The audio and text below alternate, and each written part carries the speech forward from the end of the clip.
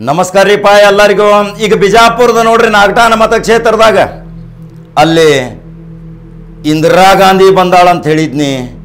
ಆ ಕ್ಷೇತ್ರದ ಜನಾನ ಸಹಿತ ಆ ಇಂದಿರಾ ಗಾಂಧಿಯನ್ನು ಬೆನ್ನ ಹತ್ಯಾರ. ಆ ರೂಪದಾಗ ಬಂದಾಳ ಅಂತೇಳಿ ಜನ ಮಾತಾಡಕತ್ತಾರ.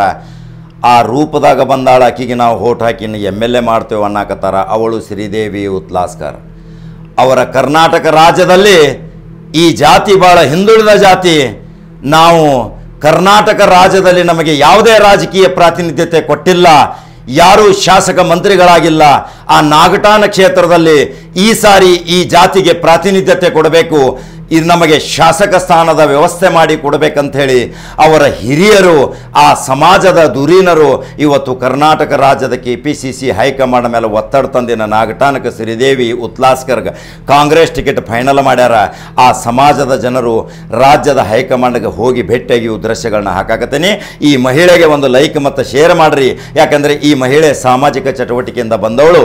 ನಾಗಟಾಣದಲ್ಲಿ ಅನೇಕ ವರ್ಷಗಳಿಂದ ಅಲ್ಲೇ ಬೀಡು ಬಿಟ್ಟು ಅನೇಕ ಮತದಾರರ ಜೊತೆ ಒಳ್ಳೆಯ ಸಂಬಂಧ ಇಟ್ಕೊಂಡು ಆ ಕ್ಷೇತ್ರವನ್ನು ಸುಧಾರಣೆ ಮಾಡಕ್ಕೆ ಹೊಂಟಾಳ ಈ ಮಹಿಳೆ. ಹಾಗಾದ್ರೆ ಈ ಮಹಿಳೆಗೆ ಒಂದು ಲೈಕ್ ಮತ್ತು ಶೇರ್ ಮಾಡ್ತೀರಿ. ಹಾಗಾದ್ರೆ ನಿಮ್ಮ ಅನಿಸಿಕೆಗಳು ಏನದಾವ ನನ್ನ ಕಮೆಂಟ್ ಬಾಕ್ಸ್ನಾಗ ಹಾಕಿರಿ. ಮತ್ತು ಕಾಕ ಖಡಕ ಸುದ್ದಿಯೊಂಗ ಬರ್ತಾನ. ನಮಸ್ಕಾರ.